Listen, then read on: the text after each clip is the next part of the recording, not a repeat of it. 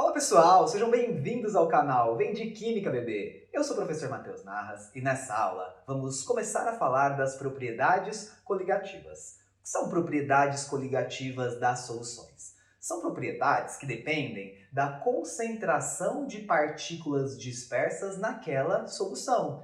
Então, quando você analisa duas soluções, por exemplo, do mesmo soluto, mas que estão em concentrações diferentes, com certeza as propriedades coligativas dessas duas soluções não serão iguais. Afinal, as propriedades coligativas elas dependem somente dessas concentrações de partículas dispersas e não dependem, por exemplo, do tipo de soluto ou da natureza das partículas que tenho ali naquela solução.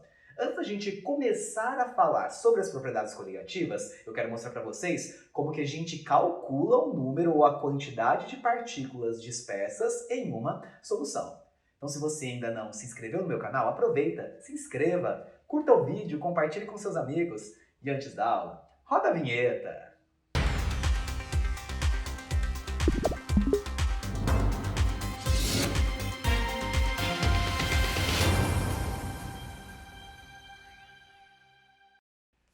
Para a gente começar a falar sobre calcular a concentração de partículas dispersas numa solução, é fundamental que a gente primeiro diferencie soluções moleculares de soluções iônicas. Isso a gente já fez na nossa playlist de soluções, mas é importante a gente retomar. Quando eu falo de solução molecular, vamos anotar aqui.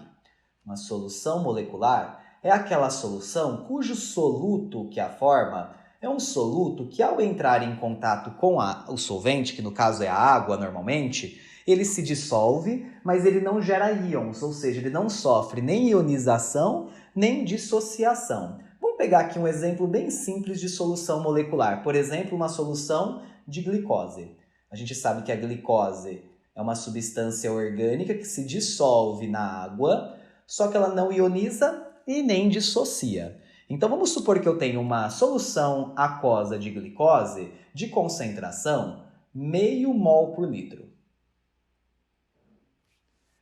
Se a gente for pensar na glicose entrando em contato com a água, ela não quebra, ela não dissocia, ela não ioniza. Portanto, a mesma concentração que eu tenho do soluto é a concentração de partículas dispersas. Concordam comigo? Porque ao pegar, por exemplo, a glicose...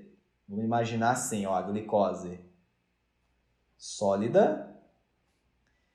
Ao entrar em contato com a água, ela vai continuar sendo da mesma forma a sua estrutura, porém agora dissolvida em água. E se a gente tem uma concentração de meio mol por litro aqui, é óbvio que aqui também eu vou ter meio mol por litro, porque a proporção das concentrações em mol por litro é de acordo com o coeficiente estequiométrico. A gente estudou também em concentração de partículas ou de íons em solução. Então, uma solução molecular ela tem o mesmo número de partículas dispersas igual ao número de partículas que foi dissolvido inicialmente. Isso não acontece, por exemplo, numa solução iônica. Vamos imaginar a seguinte situação. Vamos pensar numa solução iônica. Lembrando que uma solução iônica é aquela solução cujo soluto ele sofre uma dissociação ou sofre uma ionização quando entra em contato com o solvente, com a água normalmente. Imagina uma solução formada por cloreto de magnésio aquoso. Então, o cloreto de magnésio é o soluto, a água é o solvente. Vamos supor que a concentração do cloreto de magnésio nessa solução também seja de meio mol por litro. Essa é a concentração do soluto, mas a concentração de partículas dispersas não vai ser de meio mol por litro. Por quê? Porque a gente sabe que o cloreto de magnésio, por ser um composto iônico e solúvel na água, quando ele entra em contato com a água, o que acontece com ele? Ele se dissocia. Nessa dissociação é gerado o cátion magnésio 2+, família 2A, carga é 2+, e o cloreto. É importante saber dissociar um composto agora. Isso a gente estudou na playlist de Química Inorgânica. Balanceando essa reação, eu tenho 2 cloretos para cada um magnésio, para cada um cloreto de magnésio. Essa é a reação de dissociação desse sal. A concentração do cloreto de magnésio, segundo o o começo da minha explicação, é de meio mol por litro. Só que a gente sabe que a proporção em mols dos coeficientes estequiométricos representam também a concentração em mol por litro e a proporção dessa concentração. Portanto, se aqui a concentração é de meio mol por litro, de magnésio também vai ser de meio mol por litro. Justamente por quê? Porque a proporção do coeficiente estequiométrico é de 1 para 1. Já o cloreto, a proporção é 1 para 2. Então, eu tenho o dobro de íons cloreto em relação aos íons magnésio. O dobro de meio dá 1. Então, eu tenho aqui 1 mol por litro de cloreto, desculpa. Se a gente for pensar, esquecer que a gente tem aqui partículas diferentes, pensar em uma partícula só, se eu fosse juntar tudo, daria uma concentração total de 1,5 mol por litro. Concordam comigo? Vejam, eu tinha inicialmente uma concentração de meio mol por litro de cloreto de magnésio, mas a concentração de partículas que se dispersaram lá foi de 1,5. Diferente da glicose, que eu tinha uma concentração do soluto meio mol por litro e a concentração de partículas dispersas também de meio mol por litro, afinal não houve dissociação ou ionização. Então, já vimos aqui que não necessariamente a concentração das partículas dispersas é igual à concentração do soluto que eu preparei ali na minha solução. Quando o soluto ele se dissocia ou se ele se ioniza, a concentração de partículas dispersas é maior do que a concentração inicial do soluto. A gente tem que saber calcular isso. Justamente porque a concentração dessas partículas vai afetar algumas propriedades da solução. Lembrando que aqui eu mostrei só 2 exemplos de concentração de partículas dispersas, uma solução molecular e uma solução iônica. A gente sabe que tem alguns compostos iônicos ou mesmo moleculares que não se ionizam 100% das moléculas. Às vezes ele pode te dar um exercício que ele fala que a concentração é de ácido clorídrico, certo? Meio mol por litro, mas a de partículas dispersas não vai ser meio mol por litro porque a gente sabe que o ácido clorídrico ioniza. Só que 80% ou 90% só das suas moléculas se ionizam. Então, só 90% daquela concentração que eu tinha no início realmente vai gerar íons. Os outros 10% vão continuar na forma molecular. Então, a gente tem que levar tudo isso em consideração. Normalmente, quando aparece exercício de propriedade coligativa, não chega nesse ponto, em substâncias que não ionizam ou não dissociam totalmente. Mas se acontecer algum caso, a gente sabe calcular e a gente vê melhor isso ainda quando a gente fala de equilíbrio mais para frente. Sabendo então que a concentração de partículas dispersas, não a concentração do soluto, afeta algumas propriedades que a gente chama de propriedades coligativas, eu quero te mostrar a primeira delas. Já parou para pensar na pressão de vapor? Nossa primeira aula dessa playlist foi explicar o que é pressão de vapor. Será que a pressão de vapor do solvente, do líquido ali daquela solução, é afetada pela concentração das partículas que estão ali dispersas? A gente chama isso de tonoscopia. Como que a concentração das partículas dispersas afeta a pressão de vapor do solvente que compõe aquela solução? Na sequência eu quero mostrar para vocês. Vamos lá?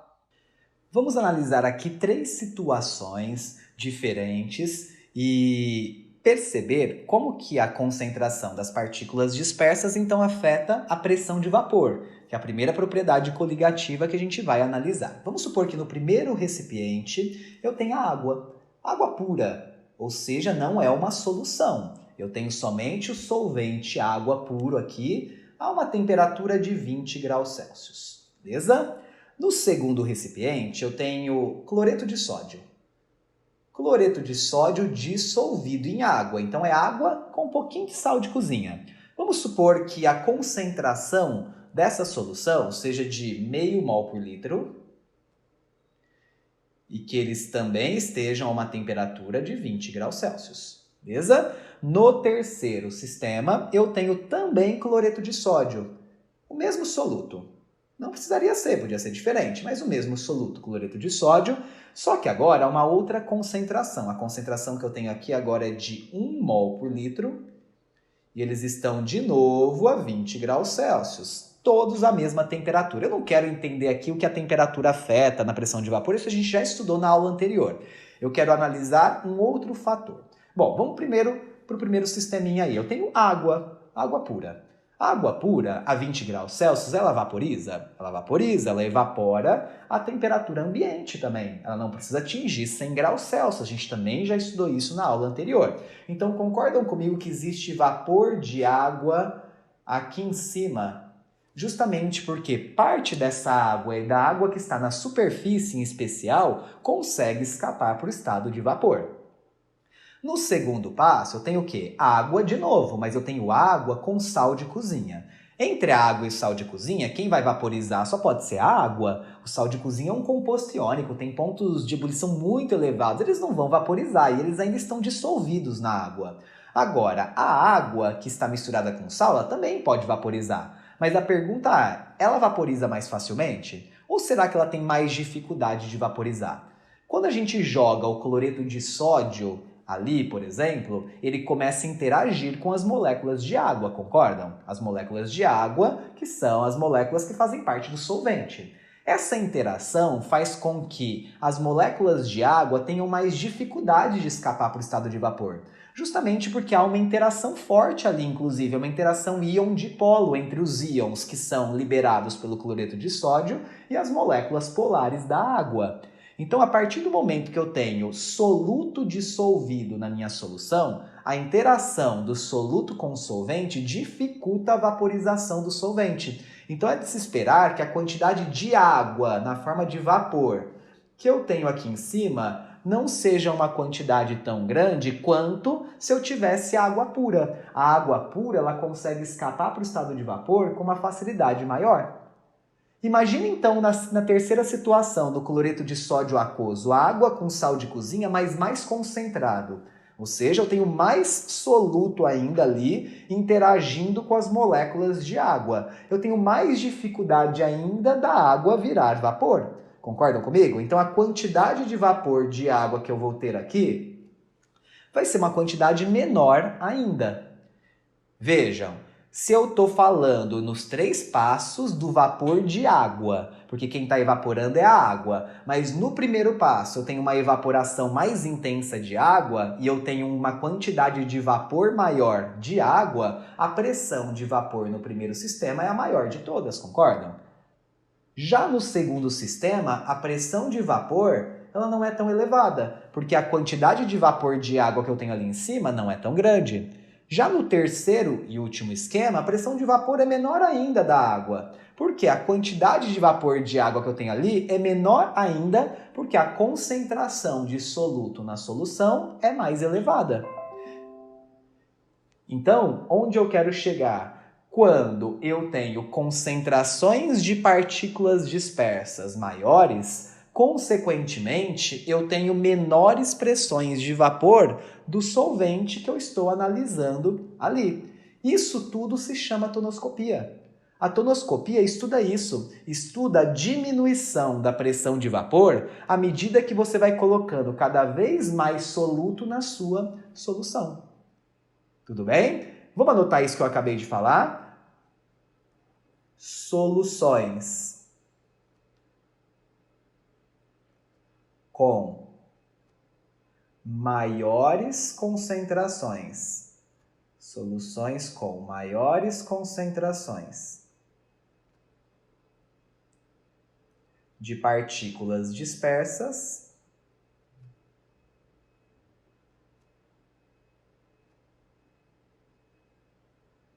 apresentam